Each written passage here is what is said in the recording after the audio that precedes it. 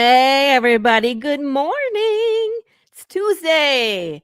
I am currently drinking your tears because I'm prepping for my next Kickstarter and issue number 7, Path of the Pale Rider. I'm Laurie Calcaterra, your hostess with the hottest coffee around. And I got to tell you, I'm super excited for today. I have 2 guests. I'm breaking my own rules, you guys, because I usually have 1 guest, 1 project. Today we have 2 for reasons, and I'm not going to tell you why because I said so. But I just want to say, if you're not signed up for issue 7 pre-launch, you guys, you got to get signed up. I have exclusive things. I have unique items. I have all sorts of goodies that you just got to get in there. Last campaign, when I had like the limited hot sauce, I had the unique mug and the rebound book. It went in the first 15 minutes. Like the Funko Pops go quick. The secret rewards, I haven't sold them out yet, but they're always close. There's always like 1 left. So if you have not signed up, let me drop this link for you guys real quick into the chat. And next person that signs up for pre-launch will be number 69. And I don't know, does that mean something to you? Does it? Giggity giggity? Yeah, that's all I got. So please sign up. I can show you guys. Look, when we talk about those mugs, so I just want to remind you, I'm making these. Well, I half make them. The mug itself is made, but I'm decorating this with my own 2 hands. This is my own personal design with the Scully. There's only 1 of this style and color that will be made, and this will be the only mug on the next Kickstarter. I love the inside too. Like these turn out super nice. I have a green one, and no, I will not part with it. My friend Rachel White keeps trying to steal it, but no, that one is mine. So there was a blue one, there was a yellow one. I will continue to make more as we go. But if you want your hands on this, you got to sign up for pre-launch, because what that does is it will email you when we go live so you can get in there and pick out that exclusive thing. We also are going to have 4 of the teeny tiny, the mini sad pancakes. You got to make sure you get 1 of those too. Why are you trying to break me? You mean with the frying pan? Because wake up, Dash Hooper. That's why. Good morning, Lou. Good morning, Michael. I'm really interested in seeing how you color that Venom piece, Michael. I want to watch how that goes. And of course, the one, the only Glenn Fleming, should I say Glenn? There you go. That is it. That's all you get from me today. We're going to bring in our guests. So, Jarrell from Ronin Entertainment. This was his episode today. And then we have a surprise guest. And I don't know if you were paying attention, but today's surprise Grant, I just spoiled it. Terrible. Today's surprise guest is Grant Lankard. Did I say that right, Grant? Grant Lankard? Well, I spoiled it earlier. Yeah. I was debating, and I realized it's probably better to just promote. Yeah, why not? Absolutely. I was like, oh, cat's out of the bag. It's Grant. Grant's coming on the show, everybody. How are you, gentlemen? You got your coffee today? We ready to go? I do. I don't really drink coffee, but I'm energized. Oh my God. So today's episode will be with, did you bring coffee? Okay, so today's episode will be by myself. Just kidding. I'm kidding. Yeah, I love the coffee. I'm really like the caffeine. I need it in the morning. Love coffee too. Okay, you just stared at the camera. So does BYOB mean bring your own beans for you? Is that there what you go? I like that. I'm gonna use that. Thank you. Okay. I want a cup. Right? I need more than 1 cup. This is cup 1. There'll be cup 2, cup 3. You got to have the iced coffee in the afternoon. Right. Oh, wow. Got to. You know, guys, that I roast my own coffee beans. Oh, really? Oh, dope. Yeah. You can get just green coffee beans from Amazon and roast them yourself. It's actually not too hard. So I put it in this, it's funny, it's a popcorn popper, like the old school one. You go to the movie theater and it has like the hopper on the top and the popcorn pops out and goes on the bottom side. That's what you can roast coffee in, because you just need the hot surface and you need something to constantly stir the beans. So can you add like different flavors and stuff or oh, cool. You can do that. Like I was experimenting. I think I got a for my birthday. I was like, I'm gonna do this. I've been researching it. It doesn't look like it's that hard. And so I got myself like a sampler pack of green coffee beans. So it was like Colombian, Brazilian, Guatemalan, and Mexican coffee beans, just a pound of each. And so I just sat outside on my patio and plugged in the coffee thing and just let it go. Smell heavenly in my backyard. Oh, that sounds What would awesome. you call your own blend of coffee if you could choose? Oh, I don't know. I have my own names for the hot sauce. We'll have to figure out a name for the coffee beans I was because gonna the hot say sauce, huh? I was gonna say that sounds like it could be a really a great marketing ploy. Well, I don't know. I have a couple things coming up on stretch goals for my next campaign, and I just solidified one of them, which is candy.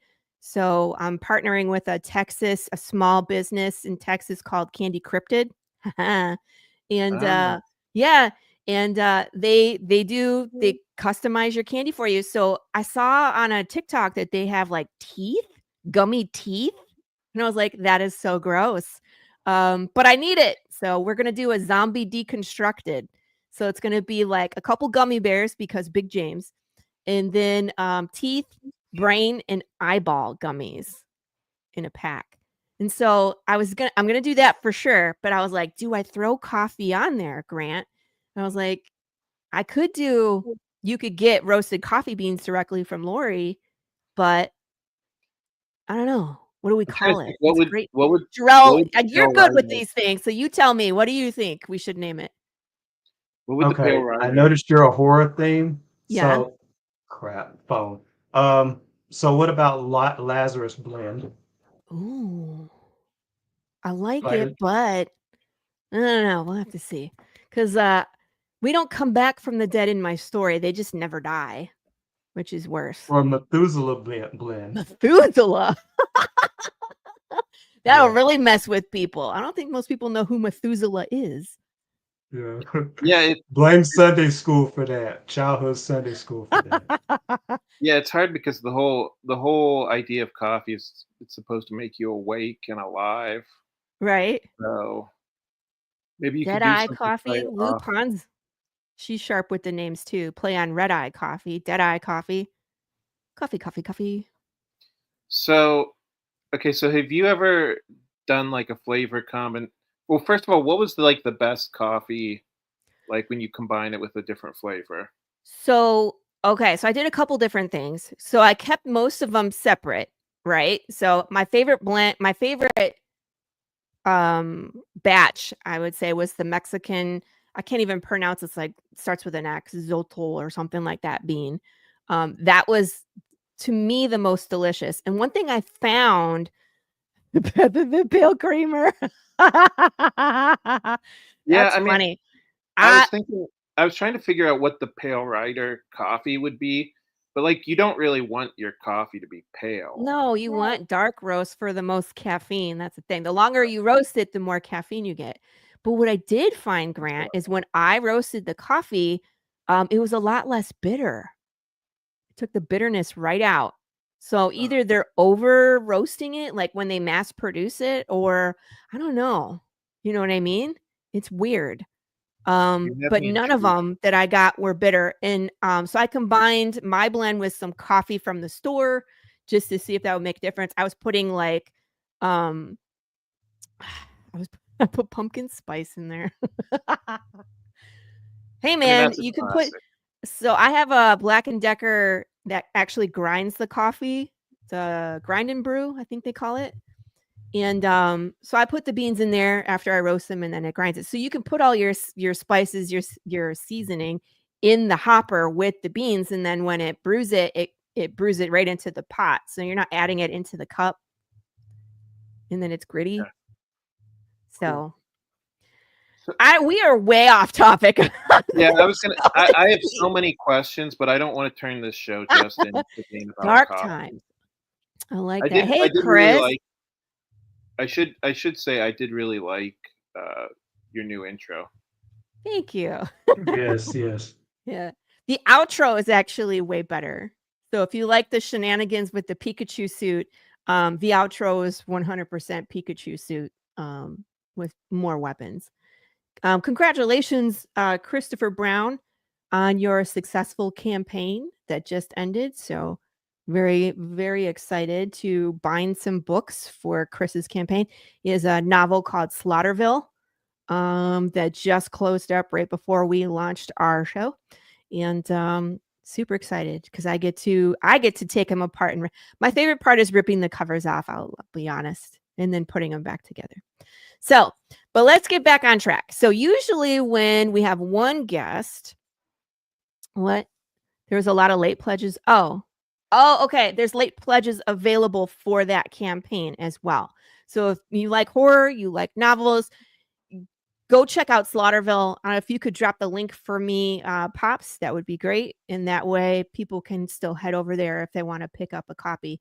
There's always somebody that's like, wait, when's your campaign end? And it was like yesterday, right, Grant? I mean, Right.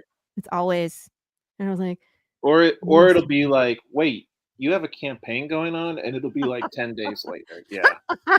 That's yeah. like such an insult when you're like, I've only been promoting and putting my face on the internet every day for the last 28 days. Like, This is a problem with you. Like right, you're the reason that this is your fault. Don't make it me. It's you. right. Like, where have you been?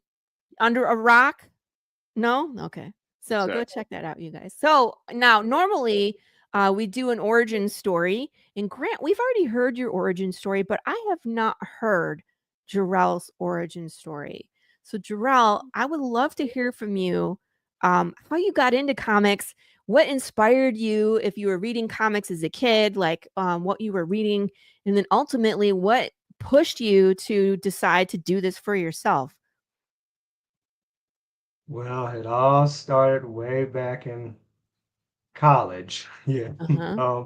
Well, in between college, like while I was in between classes, I would read web comics, and most of them were superhero genre. I'm not sure if either of you've heard of them, but one of them was called Spinner Red. One of them was Girl, no, Girl Power, GRRL Power. Um, and that really piqued my interest, and it was just something that I would do in between classes. Um, Once I got to grad school, I eventually got to a point where I was like, I really enjoy this, and I'd like to eventually take this MBA that I'm pursuing, all this debt that I'm accruing, and do something I enjoy with it. So eventually, and that's how Ronin Entertainment came to be. I just one of these days, I just woke up one day and just said, you know what?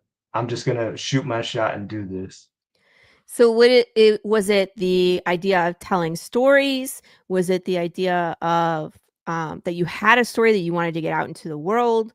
Like what exactly was it that motivated you? I'd say it was the passion of like storytelling because um as a kid I was mostly just an athlete. I played basketball in high school. So that's forgive me for being a stereotypical jock. It's just something that we just didn't do. It wasn't something that we talked about much, at least.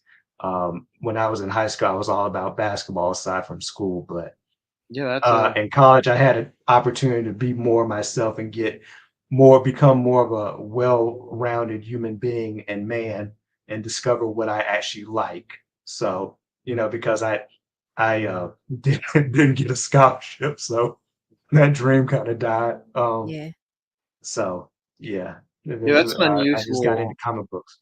Hmm? Yes, that's an Grant? unusual origin story. Like usually people who are into comic books aren't also into sports. Yeah. Yeah, Well, I know a lot of people that are into comics and wrestling. I am into that too. Not as Okay. much as I used to be. I loved that as a child. I loved it. I occasionally peek in, but I would need to be really caught up. I haven't done it in Yeah. a few years. I was into sports and comics. Really? Well, yes. Yes, I could see that. Depending, I mean, the your idea of sport is different than most. I mean, you like baseball, football too, Pops, because I know you were talking about racing yesterday, and I know you're into golf. I don't consider those sports. Don't come at me. Don't come at me. I don't know. My idea of sports is different than most people because I don't follow sports. So I'm just like, meh. He's gonna boot me off the network now. I That's think you're what's gonna weirdly happen. named The after end. somebody who played on the Eagles. I think so. Yeah, I get that a lot. They're like, "Are you related to that Calcaterra that plays on the football team?" And I was like, "Who?" Oh, really? Yeah, there's a Calcaterra. Okay, see? Okay, thank Yeah, you. I was I like, agree golf with isn't Comic Crusaders. he's not my cousin. I mean, he could be. Calcaterra is my married name, so he could be my husband's cousin. I don't know. We claim no fame. It's like there's that, and then in Michigan, there's a Calcaterra funeral home. So people assume we're related to one or the other. No, we're not related to the funeral home people. We would have a lot more money if we were. Because man, funeral business is like they make big old bucks. Have you noticed?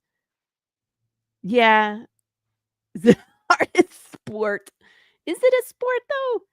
If you can drink while you're doing the sport, is it a sport? I know people who drink during sports. I used to be in a softball league, and there were definitely teams on the softball league that just used it as an excuse to get drunk on a Saturday morning.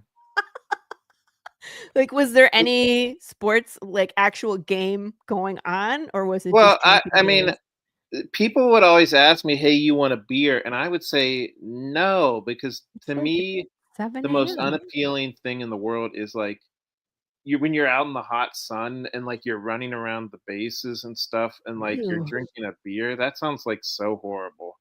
Sounds like I would barf. Right. That's what I'm saying. See, and now they're gonna talk about golf. See, I did the thing. I talked about golf. Funeral home is where Laurie lays to rest all the smashed veggies. Nah, the birds eat most of it, and then if there's anything salvageable, we turn it into hot sauce. So Well, okay, so the fact that golf is difficult doesn't mean that it's a sport. right. I mean, brain surgery is difficult, but that's not a sport. I don't know. What do you think? See, now it's like, hey, do you play? Can you play? Golf is for people who can't run. Now, Lou, in all fairness, I can't run either. I hate running. But this is why I learned how to do martial arts, is so that I can fight whatever it is, knife fight, stick fight. But I'll just got to say this, you guys. If you do see me running, you should also run because it's something that I can fight my way out of. Like it's a T-Rex. You should probably run. I'm just saying. All right, guys. Let's talk comics. So, Jarrell, you were reading web comics. Were you ever reading Marvel and DC? I'm just curious. Not at that No. age. I admit I am a normie when it comes to comics. I can recognize most superheroes from DC and Marvel, Yeah, but I could not beat you probably in a trivia contest. me Do you, neither. do you Grant, mind if I? Grant, Oh, were you I was. reading Marvel and DC as a kid? Oh yeah, absolutely. Yeah. Jarrell, do you mind if I ask how old you are? We're going to go there, are we? Would it Well, offend you I'm if just. I asked you to guess? Guess. Only Late. I would probably be offended if yeah. I'm Go gonna ahead. say late 20s. Like, Keep I'm going. really? I was Oh going to really? say 28. Are you Keep going. 30, 35? 35. Ah. Oh, okay. Good Now guess. guess how old I am. Sorry, I didn't mean I don't I want to didn't get. mean I don't anything by want. asking. If we meet in Texas, I don't want to get beat up. So Yeah, no, smart I answer. probably I was can't like, handle that. just getting ready to boot you off the show. Sorry if that's rude to ask how old somebody is, but No, I'm just always teasing just you. curious because I feel like my generation was like the last generation that went to a comic book shop and like bought comic book. I think most people nowadays are more into, like you said, web Yeah. comics. They're into anime, or not anime, Manga. manga. What's the other thing? Like dog? Is it called Dog Boy or Dogman. My Dogman? kids love that. They have read them all. Dogman, Cat Kid, Captain Underpants. Captain Underpants. Yeah. Yeah. That's I a get younger what you're age though. saying when you talk about the people are shifting away from the traditional comic book purchase. I mean, the scene is not big in my city, but it's still there. I mean, like the comic book shop on Free Comic Book Day, it's jumping. Yeah. It's wall to wall. I mean, it might be the free 99 stuff, but I mean, it's jumping in there. But I feel like Um, that's but still an older crowd. Like I mean, when I Mhm. go to the comic book shop, I see guys in like their 30s and 40s.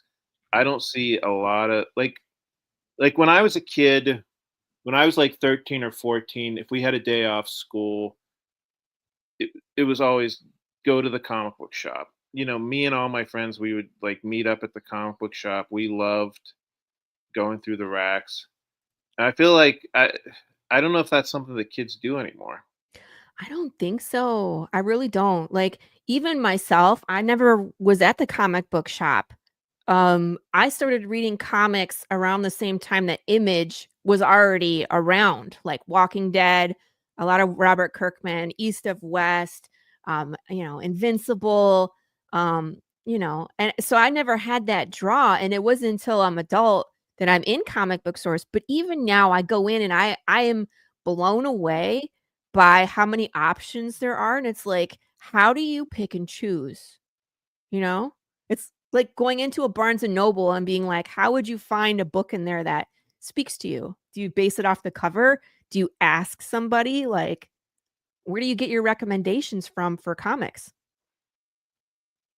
Imma ask you me both that. Where do personally, you I, get your I just recommendations for Oh, sorry, I comics? thought it was a rhetorical question. I didn't realize you were actually asking. I just say what I want, just think about what I want and just pick something. I don't really ask people. I've never shopped that way. You just do You know, comic roulette and, like pretty much like if like I go around the store one time and whatever looks the most appealing to me, I just pick that up. I might like double up and get two sometimes.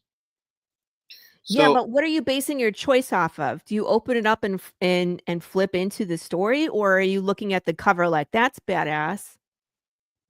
The cover attracts me. Um, Maybe the first few pages, what's like convincing me to buy.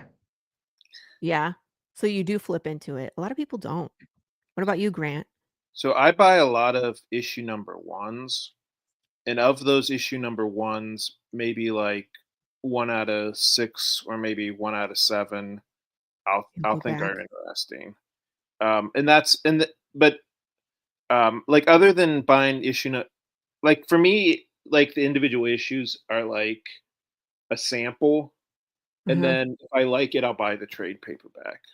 I've seen that method a lot where I don't know, I saw Scout doing that pretty much, where it was like they would publish an issue 1 and then they wouldn't do individual issues after that. It would be like you get issue 1 and then there's a trade for however many pages the trade is, because people can get their taste with issue 1, but if they're all in, they're just gonna get the trade, right? Yeah, That and makes I'll tell sense, you but what, now that I have a trade out, I definitely see like why from the publisher's point of view, having a trade is awesome. yeah. Because when people come up to my booth and they're thinking about buying number 1, I'll just say to them, "Hey, well, this is just a little bit more expensive and you get 6 times as much." And that's way easier than convincing somebody to buy 5 or 6 issues of a comic book. I find it 50-50 right now. People are willing to get the trade. And see, I'm in that weird spot where I'm in between trades. So we're going on to 7, right? So I'm producing a trade every 4 issues. So we have a trade for 1 through 4, and then we had 5 and 6 physical right now. And so people either get the trade and they're done because I don't want to deal with floppies, or they're like, I'm just going to do individual issues anyway because I want them all to match for the 6 that they're buying. And so I think it'll change once we get to 8 and we get that trade. They'll probably get 2 trades. I don't know. But it's interesting. I know people like having choice because I have a lot of the variant covers in stock. And so when I'm at a con, they'll get to pick and choose their covers, and they like that. So I don't know. What do you think about that, Grant? Do you have, because you have multiple series, how do you bring that all with you to the con? So my wife and I were actually just talking about that, where it's like, Sarah, sorry. I'm debating on just leaving the individual issues home Yeah. because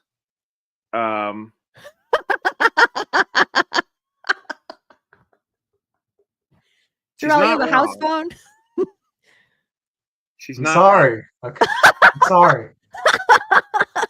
I mean, do. I'm sorry to go off on a tangent, but I think it's going to come back. There's so many like TikToks that are people like, I have an idea. What about one phone for the family instead of everybody with their individual, and it just stays in the house? And people are like, now we're back to house phones. So it's just funny. I'm sorry. Continue, Grant. So you're going to leave the floppies at home and just sell your trades? Well, I think that it might be an incentive for people to just not buy the single issues and just buy the trade paperbacks. You know what I So mean? would you Which bring like issue 1 and then trades? that's what we're debating right now. So yeah, I don't know. What do you think? I think that I would also do that if I had limited space on a table. If I was like sharing a table with somebody and I, like if it's a 6-foot table and I have 3 feet, I can't bring everything. So that's what sells, to be honest with you, a lot of it. Unless someone comes in and they want to buy the whole thing, right? And so Yeah. typically it's issue 1 or it's the trade. But if I have the space, I'm gonna bring everything because I'm gonna try and sell all of it. So I don't know. Right. People are going off on this phone now. Glenn, you have a house. Glenn, you're from a different era. It's okay. We understand. And so is Pops. If Just only saying. we could all get to the era where these spam callers would just go away. Like that would be the perfect time.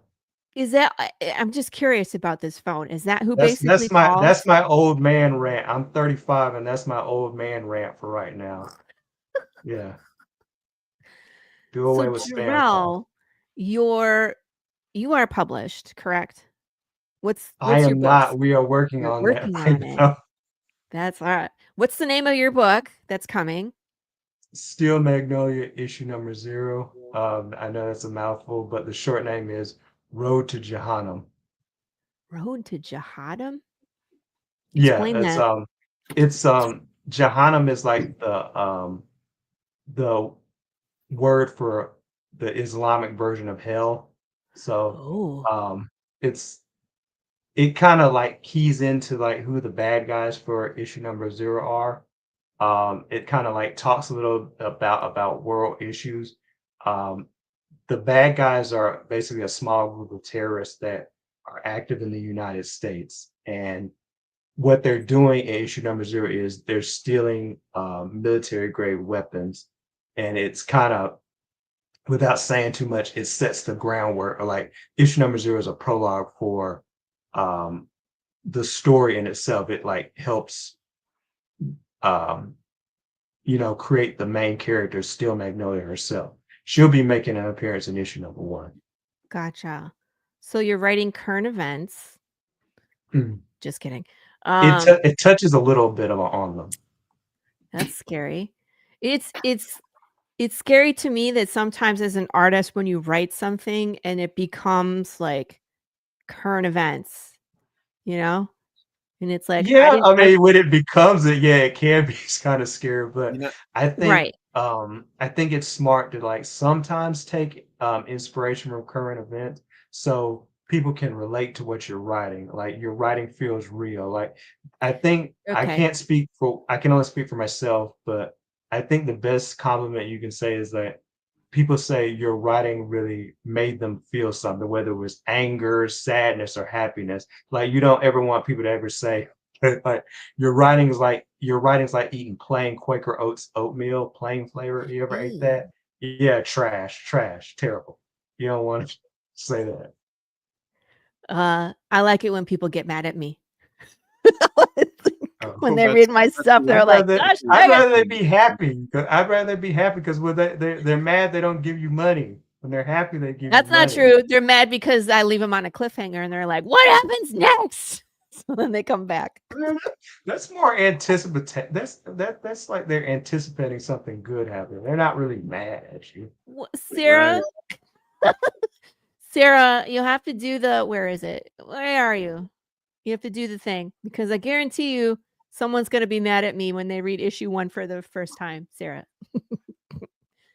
I'm just saying. Grant, do you ever get that? Do people ever tell you like, "Oh, your story all of a sudden is current events"? I hope not because you write I about was gonna cryptids. So I was gonna tell you Cool. there was a guy who was on my show, and I wish I could remember his name, but it was the craziest thing. He did a comic book about a worldwide pandemic, and he started it in 2019, like right before the pandemic happened. And I said to him, and he said when it first, like when the pandemic first happened, he was like, "Oh no, this is going to screw up my comic book. Nobody's going to want to read about a pandemic." But While they're in the pandemic, like yeah, it was like, but and then and so eventually, so that actually gave me an idea for a comic book story, which eventually I want to do, which is the idea of a guy who writes comic books and everything he writes comes true. But dun, dun, dun, dun. Has that been done It though? does sound like something out of the Twilight Zone. Like Death Note? Kind of. That was a good anime. That was a great story. There's so many twists and like, oh my god, are they gonna get him? oh, And is then that they what the don't. story of Death Note is? Not really. Death Note is like this young man named Light gets this book, and if he writes someone's name in it, he can actually write the name in the way a manner of death, and then it will happen to that Oh, person. And so, but there's like a demon attached to it, and there's other people out there. Um, and then there's this group that are trying to find him. It's like this really interesting, like almost like Sherlock Holmes and Moriarty, where it's like there's these two that push and pull, and they're so smart, and they're trying to outthink each other, and trap each other into something. So it's really good. So that's one of the ones that if you could have memory loss and go back and watch it again for the first time, that's one that I would put on that list. Like it's so good to watch it the first time. right.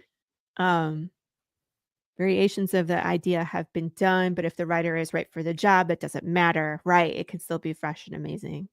Yes. And I yes, like Sarah, that. you will be horrified. I had to apologize to Sarah a few times when I was like, you're gonna, I'm sorry, Sarah. I'm sorry. Also, my apocalypse in Path of the Pale Rider starts on March 5th, 2020. And I Oh, wrote that in 2018. So I have yeah, that that's But problem nah, too. crazy. like 2020 was like the best year to write dystopian future and apocalyptic. Yeah, but I can see like Grant's guest's point of view. It's like if you're releasing a book about the pandemic during the pandemic, there's no appeal to that. Like I'm already living it. I don't What? need that kind of trauma. Thanks. You know What? what? Right? That should be right up your alley. That's like goated. Like that's like goat status stuff. Like Is if it? you do it well, it's like you predicted the future. Like come on, like that markets itself. Come on. Sarah, I'm okay with you spoiling issue 1 because it's public. You know what I mean? Like you can read it for free on a couple different websites. So you can spoil it because it's been out. So um You know what's anyway. funny? Like I kept thinking during the pandemic, like, oh my God, there's gonna be so many books and movies and TV shows about people like who have to stay in their house for some reason. And so far there hasn't really been that many. And it's been 5 years, so I think if we were going to get them, we should be getting them by now, because it's like 2 to Yeah. 3 year turnaround time, right? Yeah. Don't be too don't give Hollywood that Oh, much credit. Because if you've noticed, like I feel like everything we watch, read, and play these days is just a repeat of something that was thank done you. before or done better, actually, in some ways, done better. Um, this is one of my big pet peeves, and I rant about it on the show all the time. The reboot, recycle, prequel, sequel nonsense that we're getting these days. And that's why indie is so big right now, is because people like us three, have stories that we want to tell. And we're basically shut out of the market because we haven't been around, you know what I mean, in the heyday to produce something. Because reboot, recycle, it's like Ghostbusters and what, Quiet Place Day One, and they were going to reboot Labyrinth. They're going to reboot. It's like they rebooted The Crow again. Like, can we get something new, Right. please? No, nobody Yeah. asked for The Crow. Nobody asked for I don't Craven. think I don't think you can do something completely original anymore because like there's no new ideas, but I feel like you should Yes, take there it like are. a college like test or college like book report. Don't make it so obvious that you plagiarize. Like the teacher probably knows you like got this from somebody else and they expect that. But don't make it so like, oh, you copied this verbatim. Like, I gotta fail you now. So, Well, like that. something that I noticed is like whenever you tell people like, "Oh, I have this idea," they're always going to be like, "Oh, that reminds me of blah blah blah." And something that I found is like, uh, don't let that upset you because like you said, Jarrell, like there's, I mean, everything is a variation of like three or four different Dang. ideas, right? Yeah. Well, and let me ask you this. It's like, is there a way to explain an original idea without tying in other media? Because it's like, if it's something that's never been done before, I mean, that's how I pitch my story when I'm at a con where I'm like, it's, spaghetti western, Walking Dead, Fallout with cocaine bear sprinkled on top. And it's almost like people can relate more to it or understand it through that filter. But it's like we're all of those things and none of those things at the same time. So that's kind of, the pitfall that we have, is like you have to compare two existing stories in order for people to understand it. Yeah. I actually agree. Um, Yeah. it makes it easier to digest the idea what it is, because we're creatures of habit. We go back to what we like, what we know, sometimes instinctively, just sometimes subconsciously. The things in the past that we recognize and remember, that's really what attracts us to some things. Yeah. So how would you what medium would you say explains your story? We'll have Jarrell go first. I would say Steel Magnolia is basically like Superman if she had, or Power Girl if she had Gold's personality, Oh, without okay. saying too much. Yes. That's interesting. Grant, Yeah, tell I us always oh cryptids. sorry. Tell us I always cryptids. describe League of Cryptids as like the Justice League or the Avengers, but with cryptids instead of Now, we superheroes. we talked about this last time you were on the show, and I was like, how how are you going to throw all these cryptids together and they get along? So And the they the don't, do idea they? the idea is each cryptid is a member of a federation of planets. They're each a representative of a different alien species, and they were brought to the United. They were brought to Earth to help Earth develop and protect them from outside forces. Interesting. and you get to draw all of the cryptids that you really like. Are you a fan? Are you a cryptid fan? They have whole Comic Cons for cryptids, right? Yeah. So They when have their own fandom. well, yeah, and that's one of the things that I like about cryptids. I like how every little town has like their own cryptid. Like, I mean, so my comic book has the 5 most common, but there are like hundreds of cryptids. Yeah. Like every little town has a cryptid, and I love the fact like if you go to like these little towns, like they're so proud of them. Like they have like little statues, and like the local diner, like their breakfast special will be named like after whatever the cryptid is. The Chupacabra That's dope, special. like having your own personal celebrity superhero in a way. Yeah. Yeah. So And they're so weird. It's like, oh yeah, it's a goat, half lizard with wings, and it's like, what? that's what that's another thing I love about cryptids. I love the fact that how do I put it? I don't I don't believe that just random people could come up with these ideas that are like so freaking weird. You know what I mean? Yeah. Like, yeah, I don't know. I'm So trying to then think of it's an. like, how do these? It's like urban legend. How do they evolve? And it's like, if everybody agrees that it looks a certain way, is that it's? I mean, it's based off of something. Mutated goat. I mean, maybe that's. I guess maybe that's why they're so weird looking. Like, it's kind of like a game of telephone where, you Ah, know, yeah. like one guy says, "Oh, this creature looks like this," and then like the next person adds like a couple things, and then like the next person adds a few more things. I don't know. It was a weird, messed up goat. You're like, oh yeah, well it walked on 2 feet, and it was red, and its tail. Right. Now you have the Jersey Devil. It was covered in tentacles and eyeballs. Like, geez, you guys. And do you think? All right, you guys, is Bigfoot real? Yes or no? No. Is Bigfoot real, Grant? So I think at one time it's possible that there was a Bigfoot-like creature. I think with the number of people who are out there trying to like find Bigfoot, I think by now we would have better evidence Found it. than that Yeah. one video from like 60 years ago where it's like super blurry. It's Like a the word dude in I a suit. can't believe the people who are like, "Oh, that video is like so good. Like that proves that this." I'm like, "Are you kidding me? Have you seen It it? looks like garbage."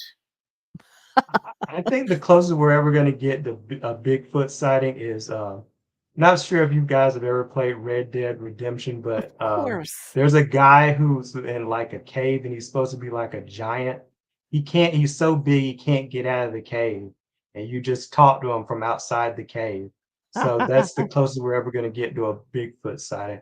I'd imagine if Bigfoot was real, he'd actually just be a guy who's like really just big, but he's like really hairy, like Grizzly Adams or something like that. No, they have I don't that know. syndrome. It's like werewolf syndrome where people grow hair everywhere, including their Oh, face. So it could have been like this poor person that was like an outcast, where they were like, "You can't live here. You look different." He's like in the woods just surviving. Huh? There's a guy like that in Red Dead Redemption too. I love that game. Don't kill his wolves. Don't kill his wolves. Like, don't just leave him alone if you know what's good for you. All right. So, what issue are you on for this one, Grant? issue number 3. This is 3. And then we have all the You're different good looking, man. add-ons here. Say again? We have all the different add-ons you can have here at the bottom of the Yeah. page, which is cool because I'm starting to get pretty good back catalog. That's awesome. Is It's Beowulf like is it a continuation of the legend or like you okay, it's a So continuation. it's the guy you learned about in high school reincarnated in modern times, and he has a cat. Okay, dope. and he has a cat. Wait, I will show you. So this is, I love doing this where you can click on the creator and then it takes you right to all their projects. But like, here's Beowulf. Are you a cat person, Laurie?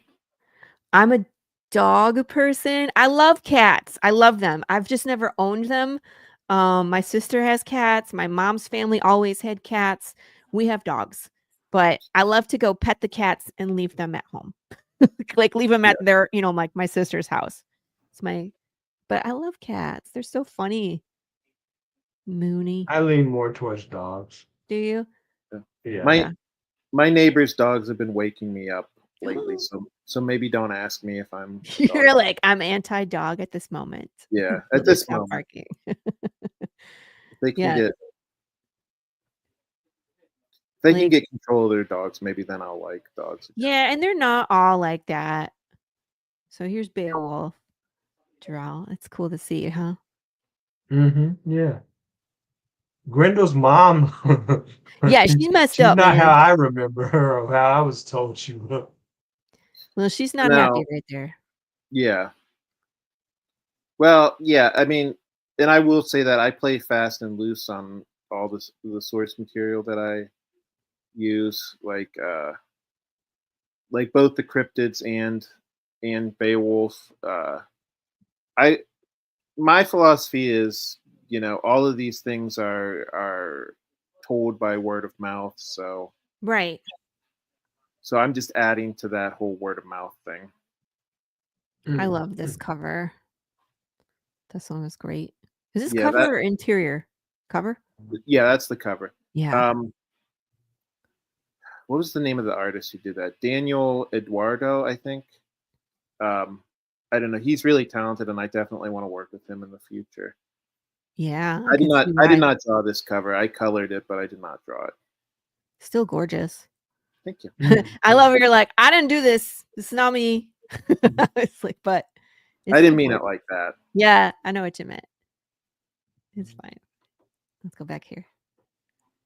So again, 65 backers, 34 days to go.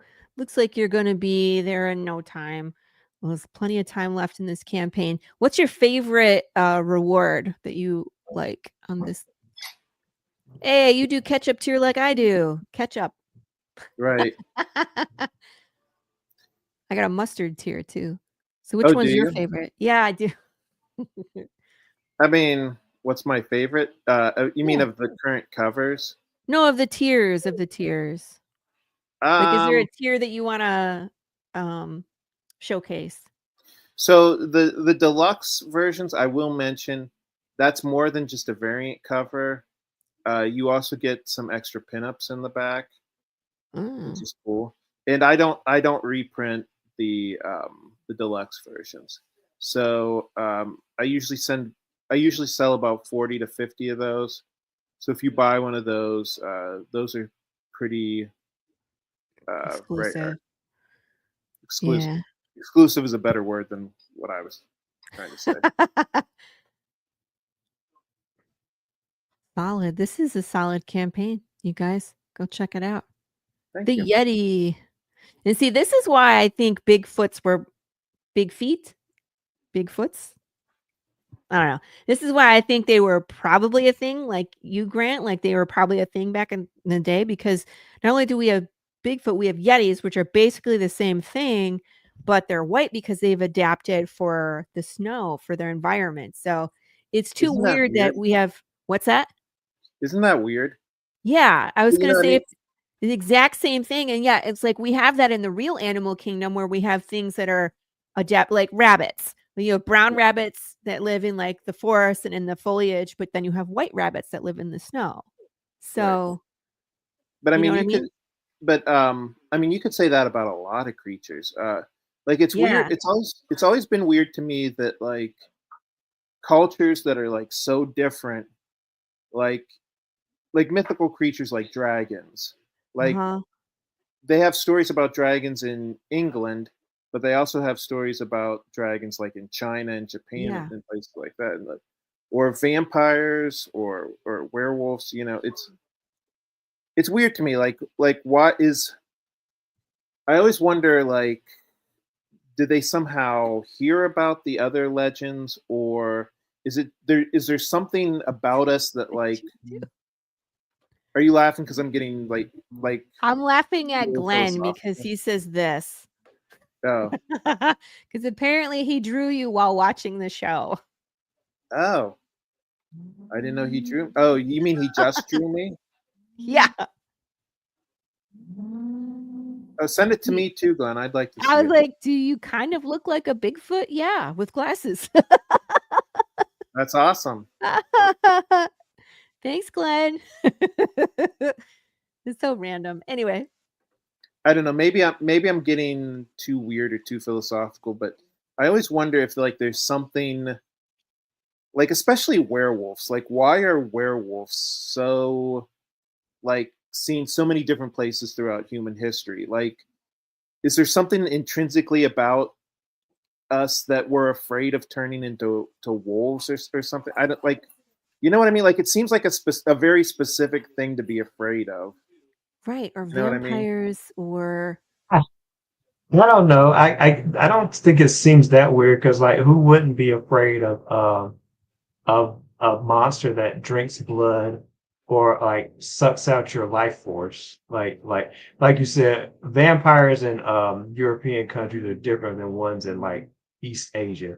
Um, you But know, why but wolves? Why wolves specifically? Like, why are they? people fear wolves and like they're afraid of like the idea of like the man becoming the beast, you know, that line becoming blurred. The only thing scarier than a creature is a creature that can like that's figured out how to hunt or mask itself. A predator that's managed to uh live amongst the people. That's why I guess vampire swords are so scary in a way. And I guess like people have to Hmm, make that like rule in that you have to invite them in before they can like kill you or whatever they're going to do. I can't interesting. remember who said this, but somebody said that like werewolf stories are kind of like one of the things that's interesting about werewolf stories is like when the guy wakes up in the morning and he's like, "Oh God, what did I do last night?" So it's kind of like being drunk. You know what I Right. mean? I don't know if you guys drink or not. Blood drunk maybe. Blood drunk maybe. Yeah, Or I mean, just wine drunk. You just wake up somewhere and you're like, where am I? Yeah. I don't really do this anymore, but like when I was younger, I would wake up and I'd be like, "Oh God, what did I do last? Did I piss somebody off last night? Did I say something stupid?" You know. I think everybody's been there at least once or twice. Just don't make it a habit. Mm, yeah, don't make it a habit. But that's yeah, that's scary to not know what you did previously. But I mean, like I used to sleepwalk. It's just the same. Like you'd wake up somewhere and be like, how did I get here? What else did I do? You know what I mean? Yeah. Like you go take a stroll in your birthday suit around the block. Don't remember. Oh wow. Sometimes I I did not sometimes do that. I did not do that. sometimes I flail in my sleep, and that always scares me because I'm worried. Like one time I accidentally kicked my wife, like while I was sleeping.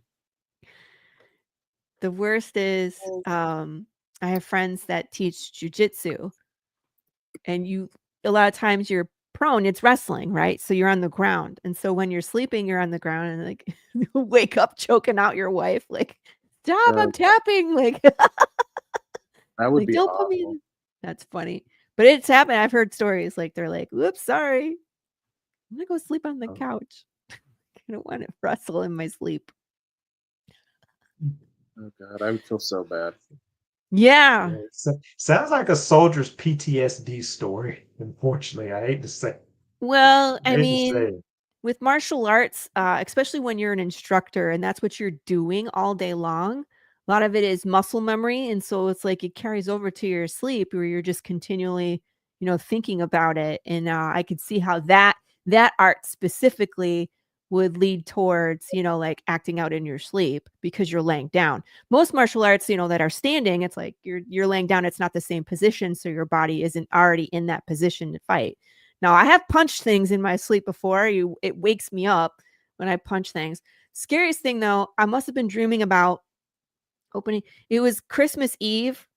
Went to sleep. I woke up with a knife in my hand. It was closed. It was a folder. But I must have been dreaming about opening boxes and stuff for the kids. And so I woke up with a knife in my hand. My husband's like, excuse me? Oh And my I was just like, God. I don't know. I woke up like this. Like, it was odd. So that's the I wonder weirdest if thing. anybody's ever used that as like a murder defense. I was sleeping? Yeah. Probably. I think that that's probably It's been not used what it before. looks like. I mean, it just happened. Like, I don't know, officer. I woke up with a knife in my hand covered in blood. How do you prove that?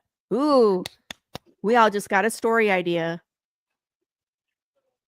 I Let's swear there's a collaborate. movie like that. I think Is there? what was his name? I think Leonardo DiCaprio was the main character in it. I think there's a movie sort of like that.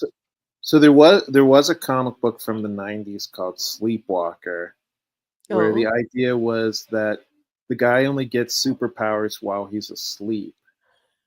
And so he falls asleep and then he becomes like this superhero and he goes out and like beats up criminals and stuff. I don't think it was a very good comic book though. I don't think like it didn't like people don't remember it fondly. Uh-oh. Yeah. There's a character in Demon Slayer that is the most powerful when he's asleep. It's like Zenitsu, I think is his name, the blonde one. Yeah? Yeah, Jarrell, you get me. So it's like whenever he's so funny because he just freaks out and like panics and screams like a little girl and then passes out and then kills demons while he's passed out. Oh wow. Yeah, because his Amazing. sword style is based on speed. Yeah.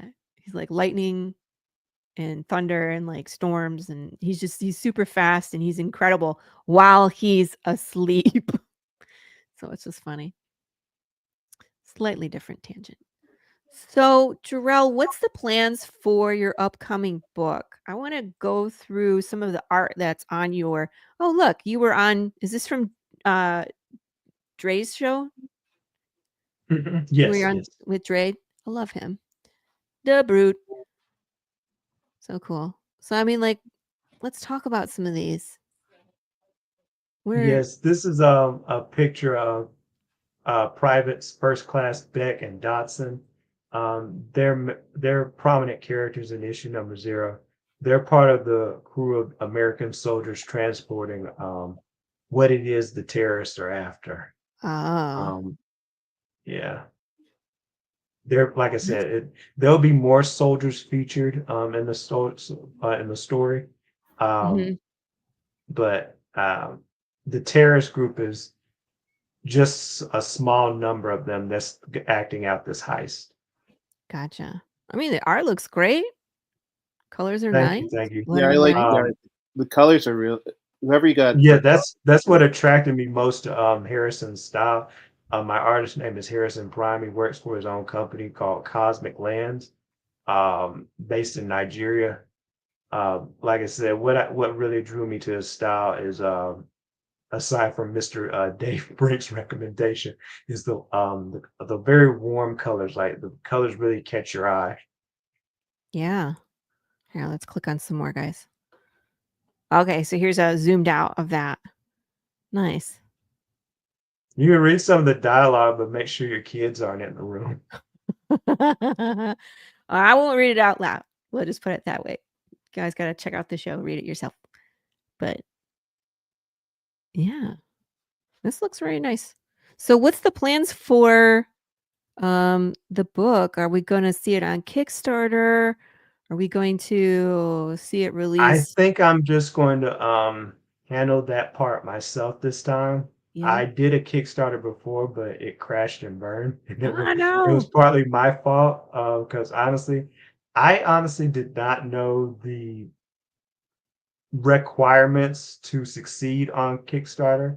Kickstarter is it's a lot, especially if Mm-hmm. you've never done it before. Mm-hmm. So you're definitely not the only person to make that mistake. Mm-hmm. yeah, Mm-hmm. A lot of people but think uh, Kickstart. All they have to do is put the Post it. Kickstarter up, and then they can make money. But you really have to promote it. Yeah. Yes, true, true. And also, I think what held me back most is I don't exactly have things ready yet.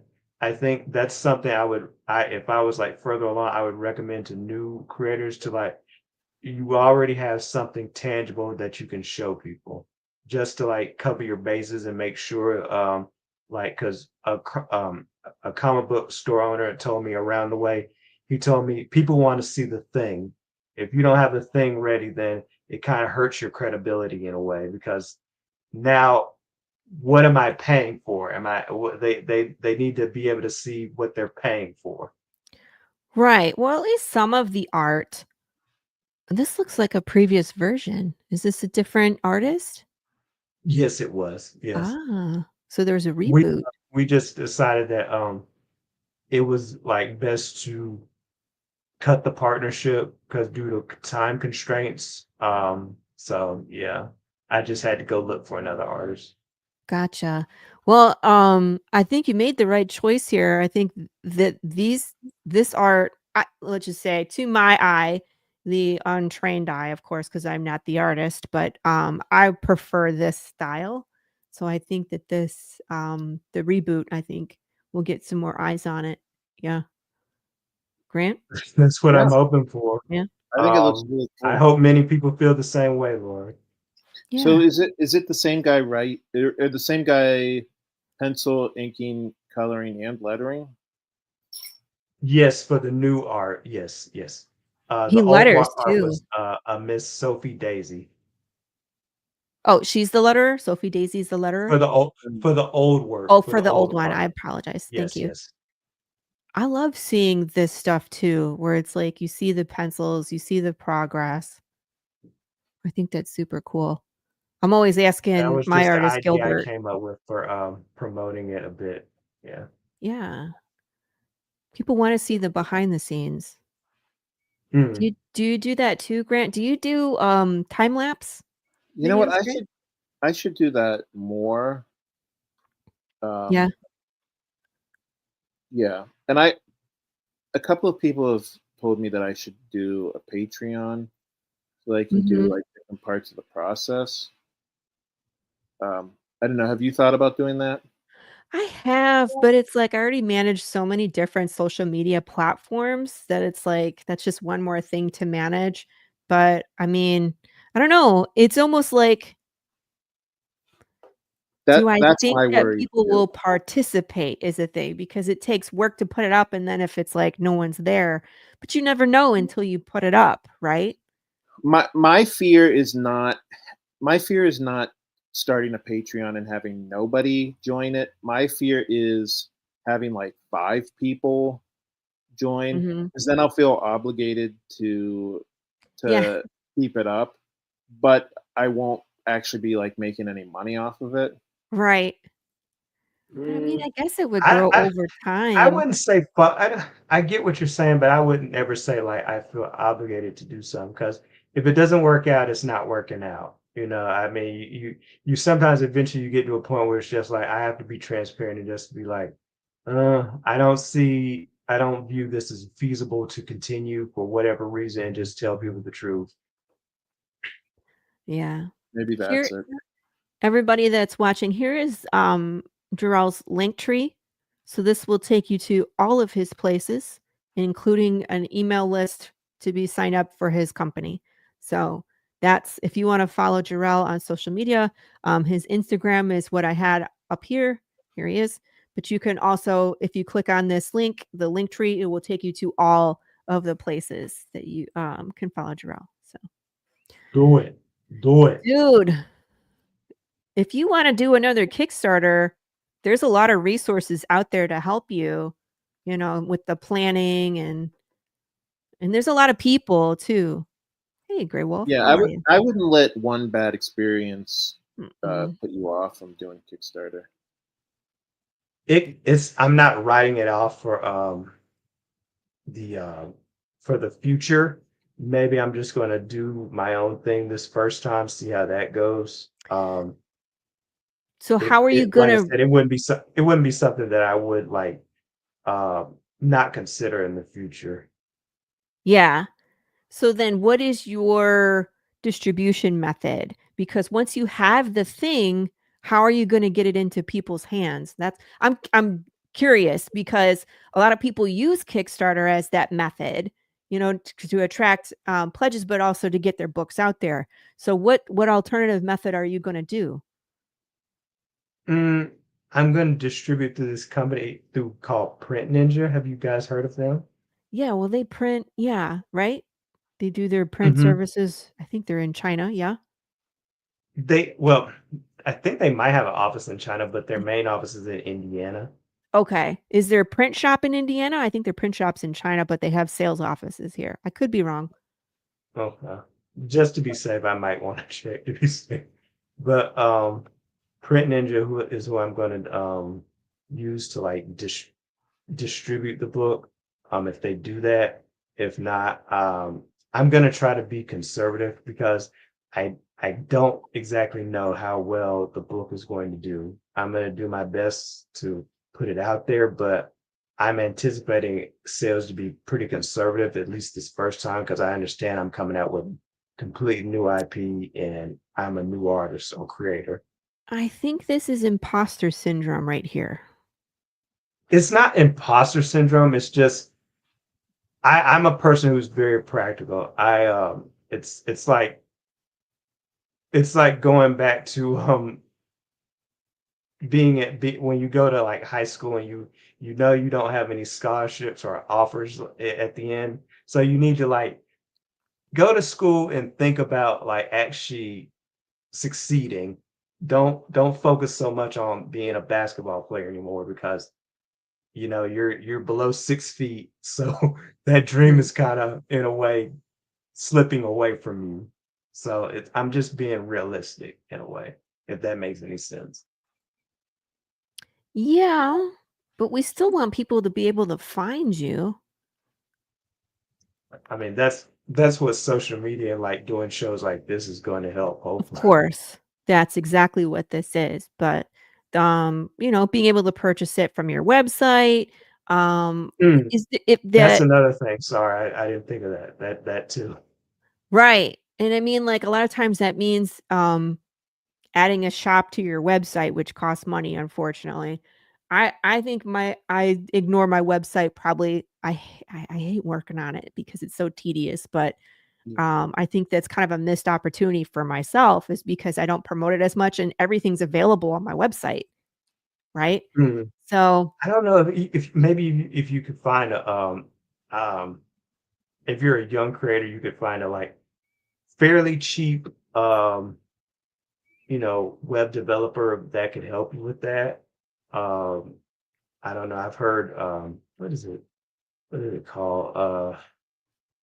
Squarespace, I think that's what it's called. They're pretty good. I've heard they're pretty good. I use Uni right now. I'm considering they're pretty good, but I feel like I'm wondering if my website that I'm developing it with them is good enough. yeah, Mm, yeah, I might just I'm considering like using somebody else. I'm comparing prices right now. Prices are pretty good, below 2,000. Um, yeah, I for use what I'm looking for. WordPress. I use Yes, that's WordPress. another one. That's another one. And, Yes. my business website cost me, I think, $300 a year, and that's so I can have everything and the shop, but I manage the shop myself, and it's like a lot of it is, drag and drop, but there's a lot of things that, I have to look up. Like, I was like, "How do I do this?" You know what I mean? Like, you think it's easy and it's not. So, there's just a big learning curve, for me, I feel, so that's why I feel like I don't spend time on my website is because I don't understand all the options. Grant, who do you use for your website? Squarespace? Squarespace. Do Yeah, you and like it? yeah, Jarrell, I did want to say, yeah, Glenn, I agree with Glenn. Believe in yourself, Jarrell. Um, you can get sales off of your website and you can get sales off of Amazon, but I'm going to tell you if you're not doing crowdfunding, you're Is how would it I put this? missing? You think you're missing out on an opportunity? I I think mean, I mean, go I ahead. get sales through Amazon, but it's not even. Not even It's close. like 1/10 of what I get off of Kickstarter. Probably not even 1/10. So I mean, I agree with that. I it's agree your with that. life, Drew. I'm not telling you what to do. I'm just saying I do think that if you're not doing crowdfunding, you are missing out. Well, and I think it's just one of the many places to help distribute a comic because I do the website, I do Kickstarter. I have stores in my vicinity, comic book stores that I'll go to, and I'll develop a relationship with the manager, the owner. And a lot of times they'll purchase from me. And again, you're selling to them at a wholesale price. So that the margins aren't great, but there's people that are interested in your story and it's getting into new hands. Um, so there's that avenue, Comic-Cons, um, and it's like you gotta start out somewhere with those. I went my very first Comic-Con, I had 1 book, and I was just happy I left with something, you know what I mean? But that was a great opportunity because I learned how to pitch my story, and I learned how to refine my process, and I'm still nowhere near where I need to be doing cons, but every time I go, I work on things, I rearrange things, I set things up a little differently, and I learn. So I think that is there other methods that you would suggest, Grant? Um, Distribution? yeah, I mean, you can always. I mean, you can talk to Yeah. Diamond. I would get money up front from Diamond at this point. Well, Diamond is a Yeah. aren't they bankrupt? They've been I bankrupt. mean, they're still going, but Really? yeah. I mean, they just sold to somebody else. I mean, I don't. I'll put it this way: I still get regular emails from my Diamond representative. Really? Um, yeah. So I don't know. I'm assuming that they're planning on moving forward. I can tell you the sales that I'm getting now are nothing compared to what they were 2 years ago through Diamond, and they weren't even that good 2 years ago. So, Mhm. um, but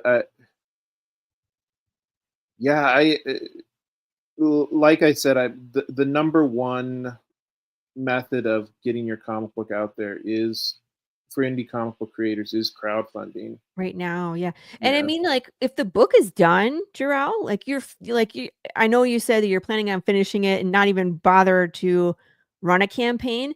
That's even better because then you could put your goal like at $200, right? And be like, the book's done. Whatever comes in just helps to recap the expenses that I put into this. And Hmm. people are more likely to back something that's already in print because you can even have a picture of yourself holding the book, like the book's done. So basically, it's pre-sale, and then it's helping you recap. And all those people now, one thing I really love about Kickstarter, I love and hate, because as soon as I back Jarrell, anytime Jarrell launches a Kickstarter, it tells me where it's like, and I've backed Grant before. So Grant, when his cryptid went live, it was like back another project by Grant Lankard. So I knew every time he goes live, it tells me. And so all those people, it's like an email list that you don't have to work for. It's great. And then there's Christopher Brown, who was in there, and I backed like I don't know how many things of his. So every time he launches something, it emails me that, and then he sends an update. So I get like 14 updates from Christopher Brown. I'm like, it's a little too much. Delete them all. Just kidding, Chris. I Yeah, love you. Kick I can't deny, Kickstarter is a powerful engine. Mm, Again, it's not something that I would shy away from in the future. Um, I'd also recommend, if they be willing, because we're kind of in a different world from them, like print bookstores. Like there's bookstores that oh, do, there's a bookstore in Winston Salem. They they do sell some comic book stores. I mean comic books, but I would have to ask the owner to see if he would be willing to like put my book in that store. yes, that's what I was talking about. Going to stores, introducing yourself. I'm an indie author. I'm a local indie author. They eat that up, right? Here's some of the things that I write. A lot of times I'll just hand them books and let them read the whole thing while I'm standing there. And it's like it's up to them whether they want to purchase and put stuff on the shelf. Hey, it's Brandon. Hi, Brandon. Don't forget PDF option on your campaign, basically free money. That's yes, agree. And Digital and sales are things too. yes, I was gonna say I have stuff up on what's the big one? Global Comics. It pays hardly nothing. But it's people reading the story, right? And then, I'll give them issue 1 for free, and I think I have preview pages for a few other ones where they can pay to read the rest of it. But the whole point of that is to get them hooked on the story so that way they follow the social media and they show up, right, for the next Kickstarter or book launch or whatever, because that's the goal is to, come along, you belong. You like the story, come along. And then networks like this, so I'm so glad that you guys are here today just because it gives us an opportunity to just be present, interact with people, let them know what your story is, how you got here and what you're writing and what influences you because people want to know. Yeah, get them hooked on cocaine. Yeah, that's it. Oh wait, cocaine of the story. Just kidding. Good morning, Max, by the way.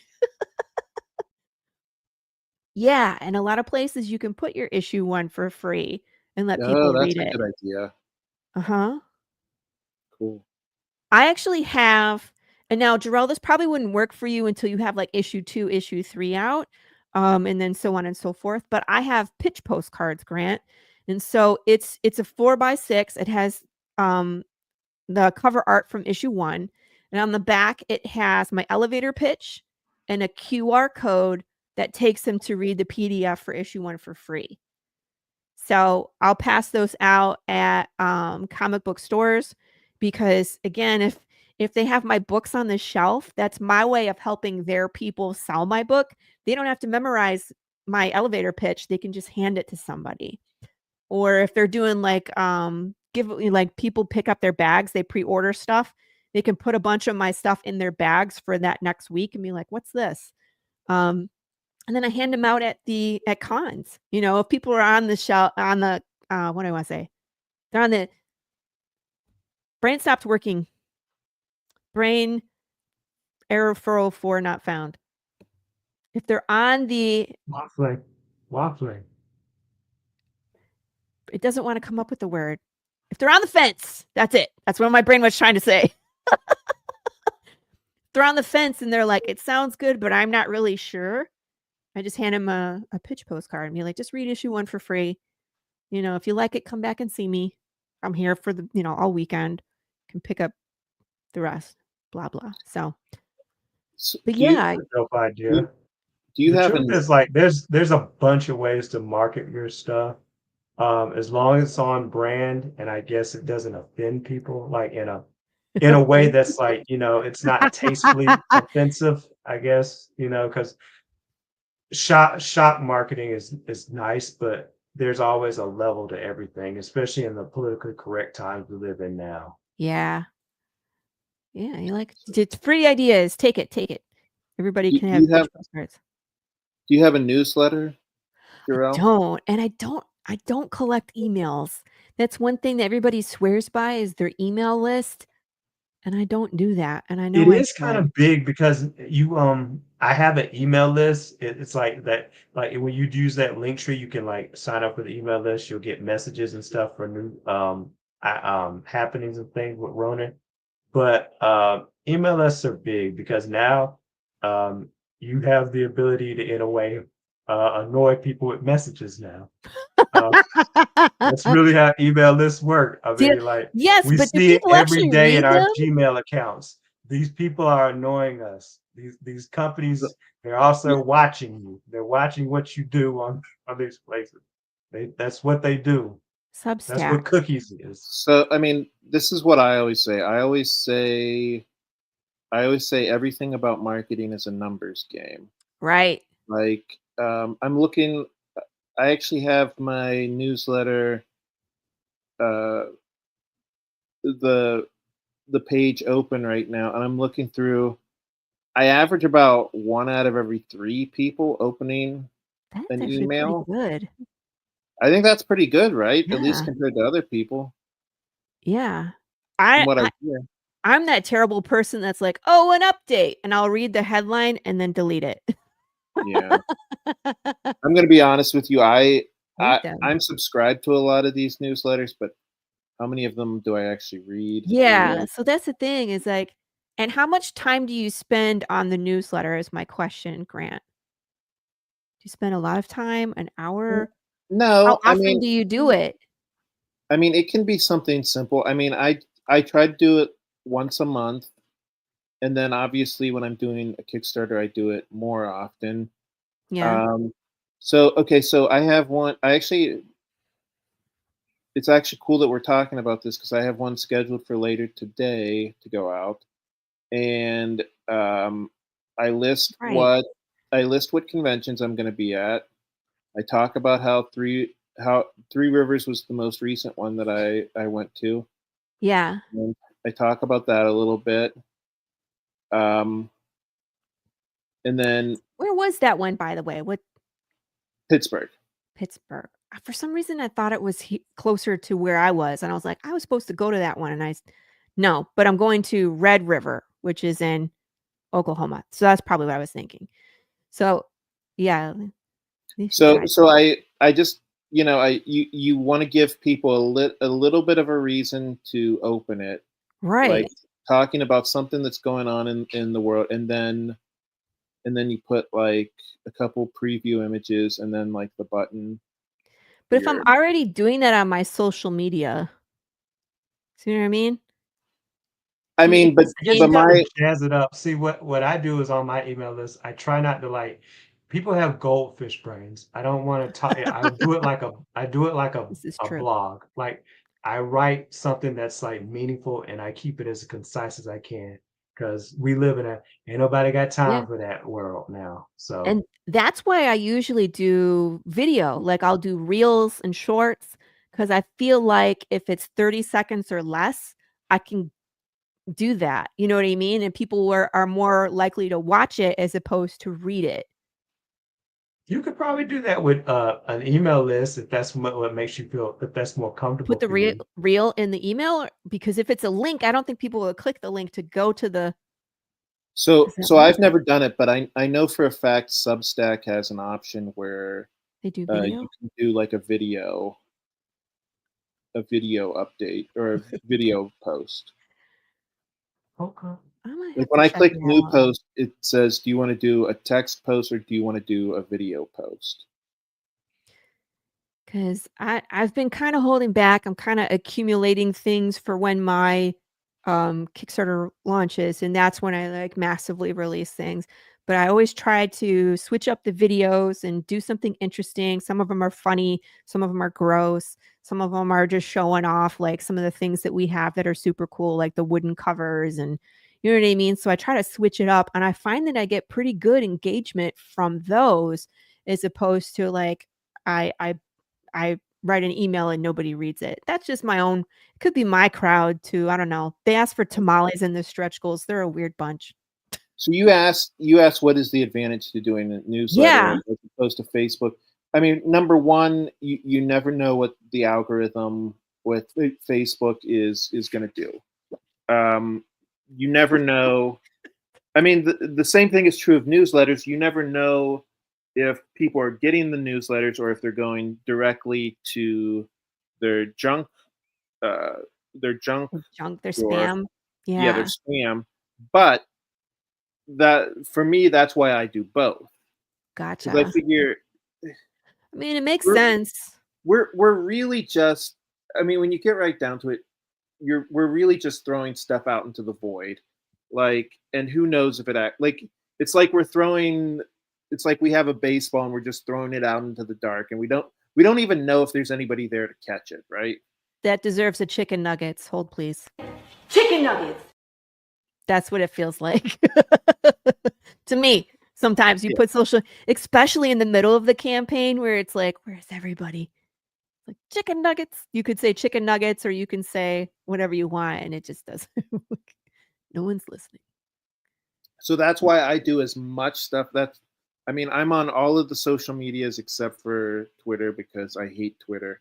Like if something is literally causing you mental harm, I would say quit doing it, which Twitter was doing.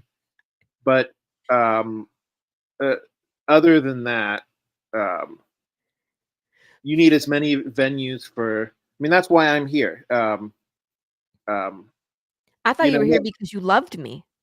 Well, okay, I'm here for two reasons. It's like, actually, I'm here for 2 reasons. Smart man, smart man. So But yeah, exactly. that's the way I see it. If 1 out of 10 people is going to see my Facebook post, well, you know what? Maybe they'll see my newsletter. If they don't see my newsletter, maybe Right. they'll check out my YouTube show. If they don't see my YouTube show, maybe they'll be watching Laurie Calcaterra's Who YouTube. knows? Well, and hopefully it's all different people. So like you're trying to hit as many audience as possible. Because that I think is the thank you, Max. That's the hard part is going on shows where you've already what do I want to say, turnover, accumulate. You know what I mean? Like you've already they've already bought into your product. So it's like you love going on that podcast, you love having fun going on there, but is it the best use of your time because you've already see what I mean? I'm Yeah. trying my words are I need more caffeine or less. One or the other is going on here. Because the brain is I would like say misfiring on it words. depends. If you have something new to promote, I would say like just use it for what it is to another opportunity to promote. Right. Um, I like I said, go with where you're accepted. Of It's course. it's easier to go back to people who already know and love you than to go to a new podcast where you might have to convince somebody that you're worth their time and bringing Yeah. them on and like getting you Well, on their show. I say do both. I say do both. Yes. Every time I run a campaign, I am on a lot of shows and people like Doc Blaylock, this doc, this one. Lori Calcandera, I hate that bitch because I'm on so many shows. He's just like, I'm so sick of your face. Can you please go away? And it just makes me laugh because I know he loves me deep down inside. Does he know it's in there? No, but I know it's in there somewhere. Um, your heart is not made out of coal, I promise. So anyway, but the point is I try to hit some of the same shows, but I try to rotate out and find new shows because again, I always want to build that audience because when you're on Kickstarter, I'm just going to use Kickstarter as an example because that's majority of where I run, right?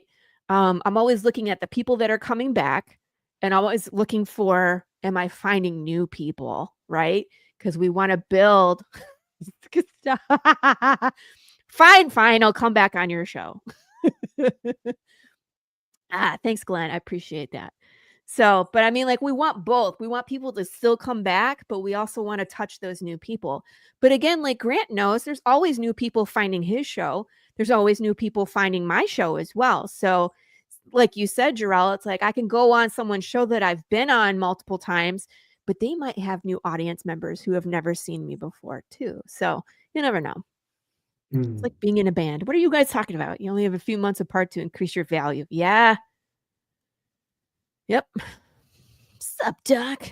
They are so chatty right now. Grant, however, looks like he wants to punch someone. Oh, I do. No. I'm sorry. I try. I think that's just my face. I think Yes, I just resting punch face. right.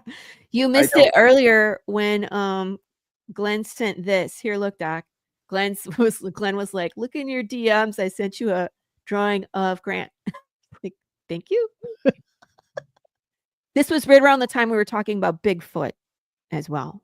So just saying. I think it's a pretty good drawing, don't you think? I think it's great. I think it could sell for lots of money on eBay.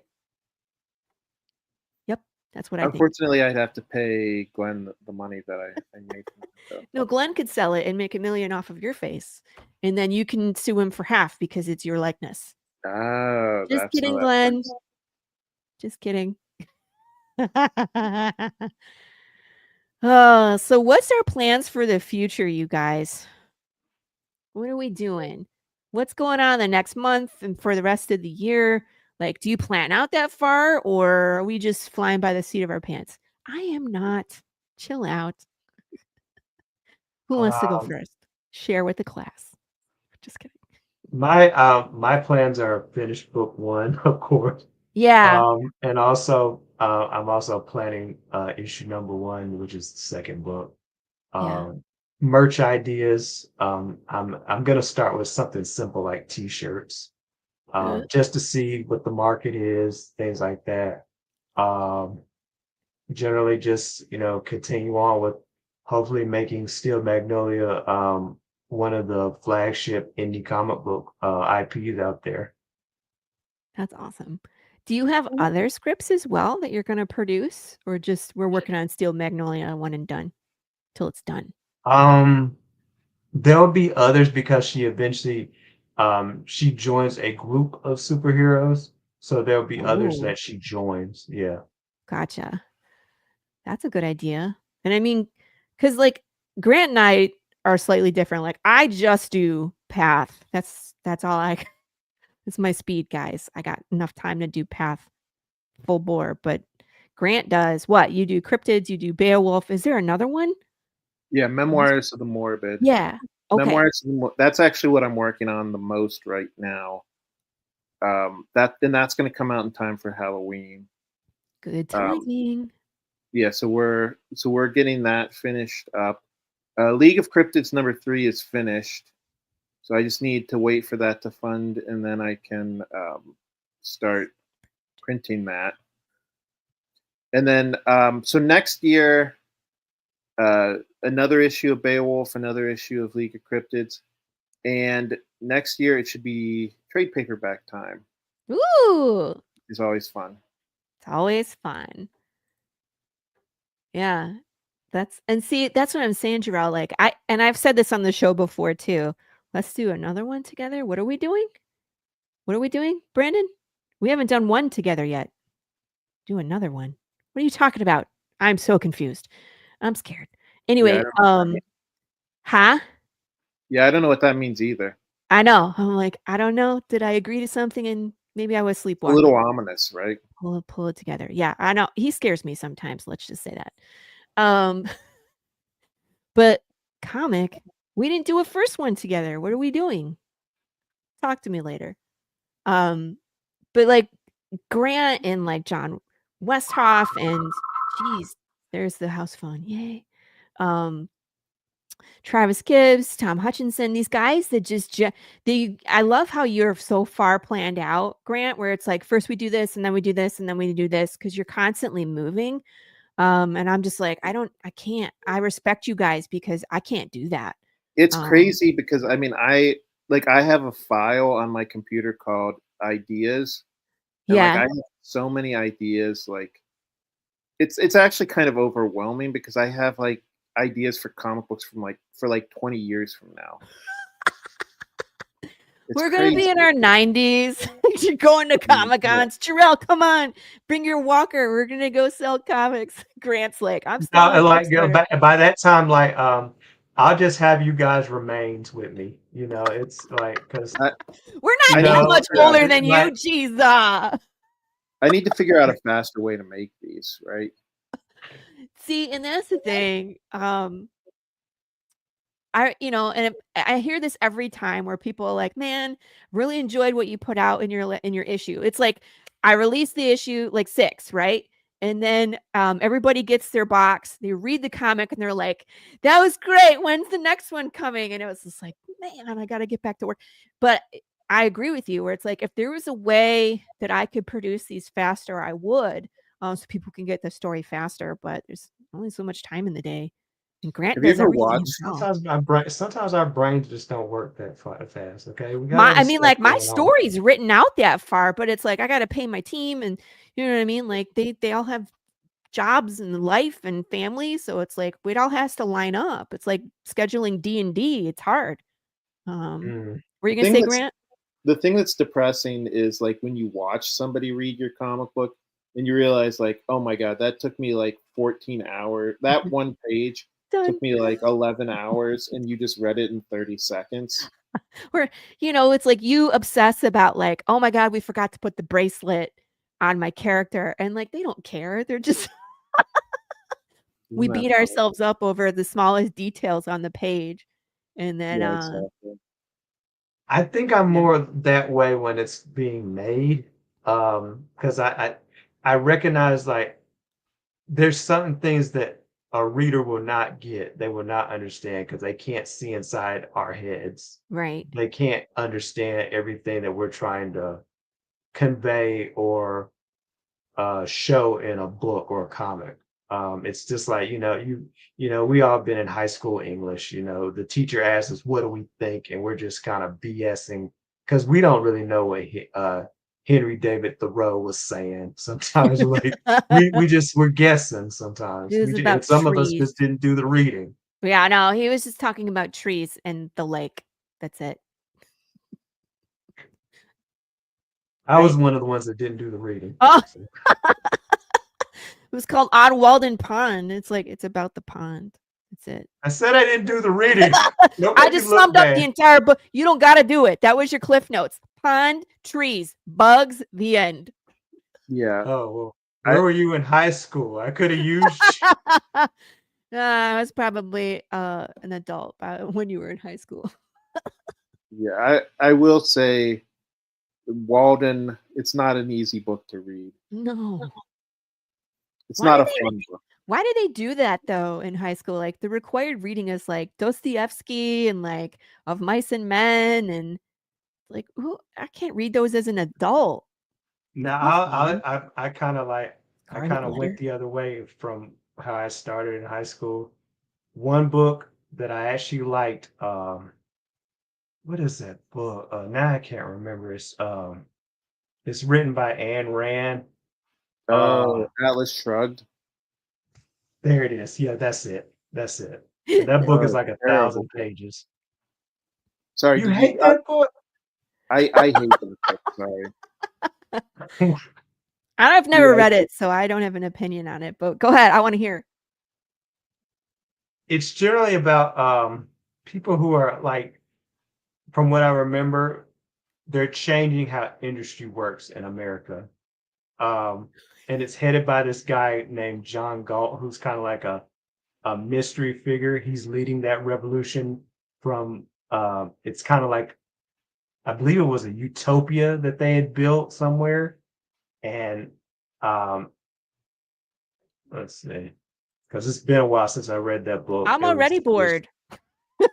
I mean, yeah, it's 1,000 pages, but I actually enjoyed it. I actually enjoyed the book, to be honest with Yeah. you. People say that's strange, like when I say that, but I mean, like it just depends on your mentality and how I what couldn't your do. I don't think I readership could do is. Moby Dick though. Moby Dick is No, like, oh yeah, Moby Dick. no. Like I think they spend a whole page talking about the gun you use to hunt whales. So no. And I mean, it depends on the book too, because a lot of people can't get past, some of the description in Tolkien books, which are amazing with action and, you know what I mean? Like lore. And, if you read The Hobbit, he spends like 2 pages talking about trees. And it's like, Yeah. why? But if you skip those pages, then you're like, oh, okay, now we're back into action. But it's like, so I again, was so obsessed with those books when I was in high school. Lord of the And Rings. yeah, and I haven't read them since. So I need to sit down. I And need to sit reread down and them. read them. All right, that's Um, not true. I read The Hobbit. My wife, when we went to Baltimore Con, my wife downloaded the audio book for The Hobbit, nice. and what's his name? Andy Serkis reads it. What? Yeah, That's at it. least Does the he do version all the we. voices? Yeah, Amazing. at Like he least the does the version. Gollum voice when he gets to Gollum? Yeah, at least the Oh, version we listened to was Andy shut up and Serkis, take my money. and it was great. Yeah, I mean, I really need to get into audiobooks too, I think, where it's just like you can put them on in the car while you're driving to a con or wherever, and then it's, it You know keeps what you the only awake. problem? You know what the only problem with the Hobbit audio was Sorry. when he was like reading like these descriptions of like Bilbo sitting around the Hobbit hole, and like it's late at night and I'm trying to drive, and he's like describing like this nice, relaxing like fireplace and Bilbo eating dinner, and it's like so relaxing, and like my wife was like, "Stay awake, Grant, stay awake." I know Glenn hates Tolkien books, so it makes me laugh, by the way. But yeah, I mean this is the general consensus when people, read Tolkien, when it's like he's talking about trees for a whole page and a half, and it's like, well, who cares about this tree and how dense the forest is? I guess he's just setting the scene, but it's like, move along. Stephen King takes 4 pages for a guy to get out of his car and Tommy knockers. Okay, I did a seminar this weekend at Three Rivers Con, and somebody asked me like advice for a new writer, and I said, edit, edit, edit. Like, be Yeah, brutal, cut out scenes, fluff. because especially first time writers, they'll go on and on and on. And I always quote Stephen King in his book on writing. He said, he wrote it like an equation. He said it was second draft equals 2/3 first draft. I think Makes it should sense. actually be. I think it should actually be one half. The second draft should be one half of the first draft, Wow. because well, at least for first time writers, I think I should get. Why are we talking about cocaine so much today? Huh, Max? That's what I want to know. Continue. Yeah. By the way, I think alcohol is a better co-writer for Stephen King books than cocaine. Really? Yeah. Like I think he wrote. I Is think there he a list? wrote. Is there a list of Stephen King cocaine books and Stephen King alcohol books? Because I'm interested to see what the difference is. I don't know. I think he wrote. I think he wrote The Shining when he was drunk, and I think he wrote. I think he wrote It when he was on cocaine. But What was he on when he wrote Pet Cemetery? That one, to me, is by far the most devastating. I That need book. to sit down and read that. The only reason why I've never read Pet Cemetery is I don't know if I can get through it, because isn't it a lot That about like animals dying? it's not just the animal. It's well, I mean, it's this family that moves to this new house, right? And they were talking about with their neighbor how to stay out of the Indian burial ground, that it's not right, right? And then they told him this urban legend that this guy passed, his son passed, and he buried him there, and then he came back, but he was other, he wasn't himself. And so Right. he gets this idea. The cat gets run over by a car. They live off of this like really big freeway, which is odd. So it's like in the woods, but there's a freeway and there's semi trucks that fly down this road. It's how it's set up. So the Yeah. cat gets it first. Cat gets buried, comes back, and is just mean. And then, of course, there's a little boy that then gets hit by a car, a semi truck, and they I don't bury think I can read him. the book. You don't have to read the book. No, this is the book. And they bury him, and then he comes back, but he is messed up. And so if you want to be terrorized by a toddler, there you go. That book. What I mean, like, it's so terrible if you have kids, like I do, or to think about like you're just not quick enough to save your kid from the street and they get smashed. But what do you do? You know? And so that desperation of a parent, like, this could work. We've done it with the cat. They told me not to, but at least my kid would be back in one way, shape, or form. Is just devastating to have to think that way. So, but it's the scariest The genie book from you will Aladdin ever warned read. us about this. Huh? The genie from Aladdin warned us about this. Don't bury the kids in the cemetery. No, like, cause like that's why you like, when he was giving Aladdin the rules for how his Oh, I don't wishes bring people work, back from the he's dead. There you go. yeah. Yeah. But yeah, I mean, like, there's a scene where the kid is giggling and he's in the dark and in the neighbor's house and takes out the neighbor. And it's the most terrifying. Don't read it in the dark. You will be messed up. But guess what time it is, you guys? It's time to start wrapping up. It has been an hour and 45 minutes. You believe that? This show goes Let's by do the so time. quick, right? Yeah, Correct. we never once ran out of things to talk about. Nah, I like shiny things. We can go down 1,000 tangents. So remind the people where to find you, what to follow, what you're promoting, what your book is, all of that stuff. Jarrell, why don't you go first? Yes, Jarrell Tomlinson of Ronin Entertainment. You can find me on IG, Facebook, YouTube, TikTok, pretty much all the main social media platforms. Ronin Entertainment is coming out with his first book, Steel Magnolia, issue number 0, Road to Johanna. It's a superhero prequel that lays the groundwork for the first issue, which will star Steel Magnolia, our flagship character. Excellent. I am looking forward to that. I can't wait to see what you do with that for sure. And then Me Grant. too. Yeah, me too, he says. Grant. Yeah, like Grant. you said, I have a Kickstarter right now. I hope. I'm sure Laurie will put the links. I'm going to add the link to the description for the show just so everybody can have it. But again, it's here in the chat. Every time I put it up when you're over there, it covers your face. So I was like, I'll put it up for a second, then take it down. But you can find it by searching League of Cryptids. You can find it by looking up Grant Lankard on Kickstarter. He's done multiple projects. How many projects? How many have you done so far? Oh God, at least 10 or 12, right? It says 14 created. Look 14. at you. Wow. Yeah. Goes by fast, right? Yeah, and I pushed the wrong buttons. But I just want to remind people that this is the most important time for indie creators is when they are running a campaign.